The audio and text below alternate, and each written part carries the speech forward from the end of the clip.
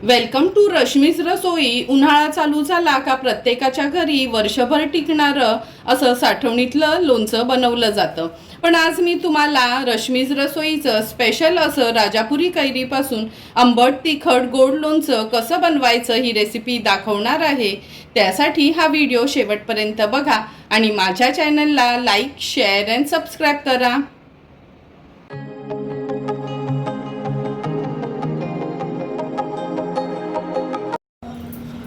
आज आपण रश्मीज रसोईचं स्पेशल असं कैरीचं आंबट तिखट गोड असं लोणचं बनवणार आहोत। त्याकरता मी 1.5 किलो ही राजापुरी कैरी घेतली आहे। जेव्हा कैरी घेतली ना, धुवून तिथेच पुसली आणि नंतरच या अशा फोडी करून घेतल्या आहेत। कैरी घेताना लक्षात ठेवा, कधी पण कैरी कडक हवी आणि अशी छान पांढरी शुभ्र निघायला हवी, मग त्याचं लोणचं चांगलं टिकतं। तर चला मग आता ह्या कैऱ्या मी निवडून घेते, म्हणजे ह्याच्या आतल्या कोय वगैरे असतात ना, त्या काढून घ्यायच्या आहेत। नंतर ह्याला आपण मीठ आणि हळद लावून घेणार आहोत।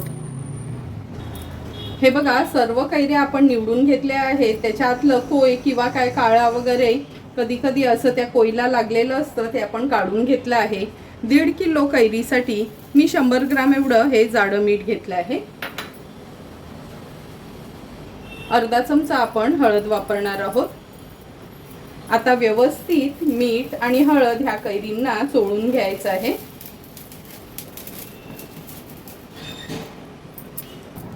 हे बघा, हळद आणि मीठ आपण ह्या कैरींना लावून घेतलं आहे। आता मी ही ना प्लास्टिकची टोपली घेतली आहे। तुमच्याकडे ती लाकडी टोपली असेल किंवा चाळण असेल त्याच्यात काढून घेतलं तरी चालेल। आणि खाली ना मी हा बोल ठेवला आहे, म्हणजे जे पण हे मिठाचं पाणी होईल ना त्या बोलमध्ये जाईल। आता सर्व ह्या हळद मीठ लावलेल्या कैऱ्या आहेत ना, आपण ह्या टोपलीमध्ये काढून घेऊया।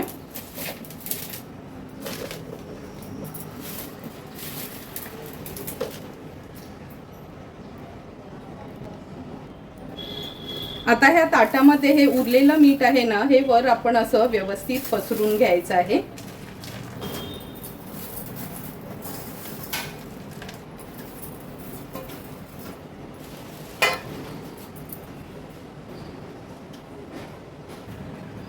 आता ह्याच्यावर झाकण ठेवून रात्रभर या कैऱ्या आपण अशाच ठेवणार आहोत। नंतर सकाळी 1 तासासाठी तरी ह्या उन्हात आपण थोड्या वाळत ठेवणार आहोत। आता उद्या सकाळी हे झाकण काढून बघूया। हे बघा, काल आपण रात्री ह्या कैऱ्या आहेत ना असं हळद आणि मीठ लावून ठेवल्या होत्या। आता ह्या सर्व कैऱ्या आहेत ना मी निवडून ह्या ताटात काढून घेते।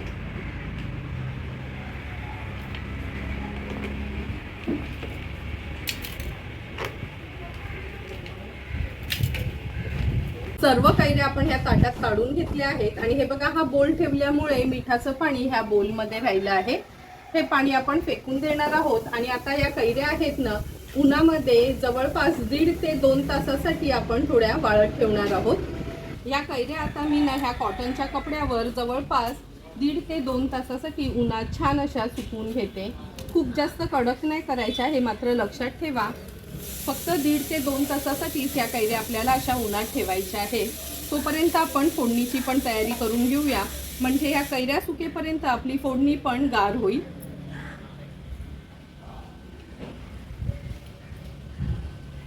दीड किलो कैरीचं आपण आंबट तिखट गोड लोणचं बनवण्यासाठी जवळपास 300 ग्राम आपण तेल वापरणार आहोत। मी हे सफोला गोल्डचं तेल घेतलं आहे। नंतर 50 ग्राम एव्हरेस्टची काश्मीरी मिरची पावडर, 2 चमचे हिंग वापरणार आहोत। 100 ग्राम ही राईची डाळ घेतली आहे आपण। 100 ग्राम बेडेकरचा हा लोणचे मसाला वापरणार आहोत। चवीप्रमाणे कमी जास्त मीठ वाटलं तर ते मीठ एक्स्ट्रा ॲड करायचं आहे। आणि अर्धा किलो आपण गूळ यूज करणार आहोत। तर चला मग लगेचच आपण ही फोडणी तयार करून घेऊया आणि गूळ पण बारीक चिरून घेणार आहोत। लोणच्याची फोडणी बनवण्यासाठी गॅसवर आपण हा पॅन ठेवला आहे। 300 ग्राम एवढं तेल घेणार आहोत। तेल चांगलं कडकडून आपल्याला गरम करून घ्यायचं आहे। तुम्ही बघू शकता तेलाला छान उकळी आली आहे। आता गॅसची फ्लेम स्विच ऑफ करते। लगेचच हिंग आणि राईची डाळ आपण घालायची नाही। थोडंसं ह्याचं टेम्परेचर कमी झालं ना काच त्याच्यात ॲड करायचं, नाही तर आपली फोडणी करपली जाईल। तेलाचं पण टेम्परेचर थोडंसं कमी झालं आहे। खूप गार नाही करायचं, पण एकदम कडकडीत तेलात घालायची नाही ही राई डाळ। राई डाळ घातली आहे। 2 चमचे आपण हिंग यूज करणार आहोत। हे बघा, राई डाळ पण आपण तेलामध्ये छान अशी गरम गरम तेलातच मिक्स करून घेतली आहे। आता आपण ह्याच्यामध्ये हा बेडेकरचा मसाला ॲड करणार आहोत। नंतर काश्मीरी मिरची पावडर। काश्मीरी मिरची पावडर आवर्जून तुम्ही ॲड करा, कारण का लोणचं ना वर्षभर असं लाल भडकच राहतं। व्यवस्थित आता मिक्स करते।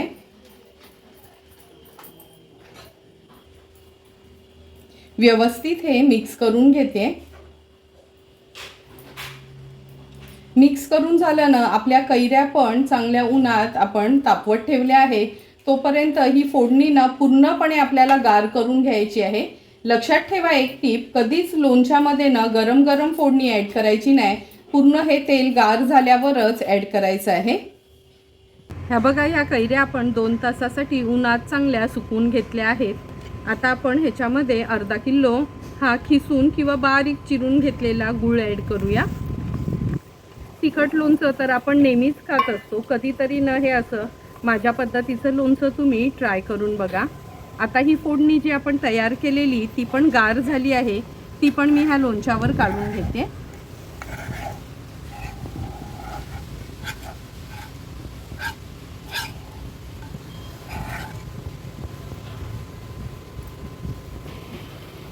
सर्व ही फोडणी आपण तेलासहित ह्या लोणच्यावर म्हणजे कैरींवर काढून घेतली आहे। व्यवस्थित आता मिक्स करून घेते।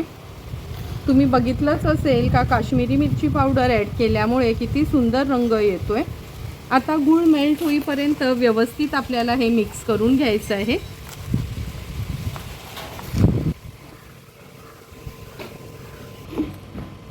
हे बघा, लोणचं आपण छान एकजीव करून घेतलं आहे गूळ आणि ह्या फोडणीमध्ये। आता हे लोणचं आहे ना, मी ह्या बरणीत भरून घेते। एक गोष्ट मात्र लक्षात ठेवा, ही बरणी आहे ना उन्हातच व्यवस्थित आपल्याला तापवून घ्यायची आहे। सर्व लोणचं मी ह्या बरणीत काढून घेते।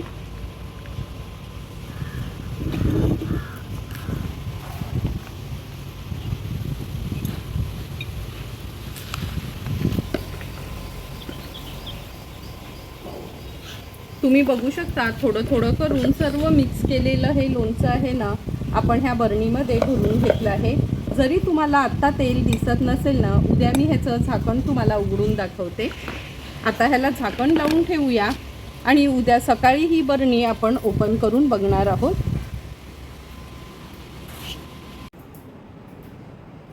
काल आपण कैरीचं लोणचं ह्या बरणीमध्ये असं भरून ठेवलं होतं। झाकण उघडून बघूया।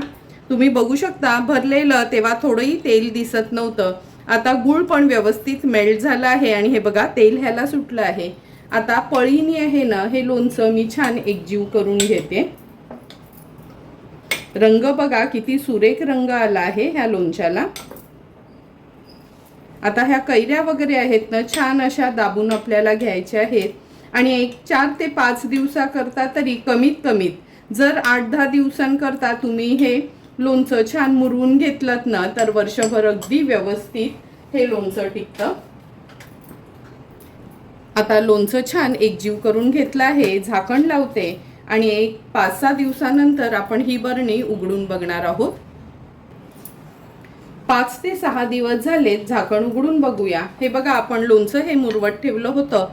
आपला हा जो मसाला किंवा कैऱ्या आहे त्याच्यावरती असं हे तेल यायला हवं, तर आपलं लोणचं व्यवस्थित टिकलं जातं। हे मात्र लक्षात ठेवा, कारण का जे आपण तेल उकळून थंड करून वापरलेलं त्या तेलामुळेच हे लोणचं वर्षभर टिकतं। म्हणजे तेल लोणच्यासाठी प्रिझर्वेटिव्हचं काम करतं। आता तयार झालेलं हे लोणचं आपण एका सर्विंग बोलमध्ये सर्व करून घेणार आहोत। तुम्ही बघू शकता, फोडी पण त्याच्या छान अशा कडक झाल्या आहेत। आता हे तयार झालेलं लोणचं मी बोलमध्ये काढून घेते।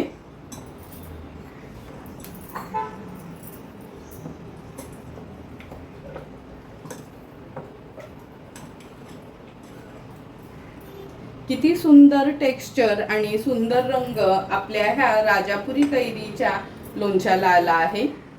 मी नेहमीच हे असं ना आंबट तिखट गोड लोणचं घरी बनवत असते आणि खूप जणांना आमच्या नात्यात पण हे मी बनवलेलं आंबट तिखट गोड कैरीचं लोणचं सर्वांनाच आवडतं.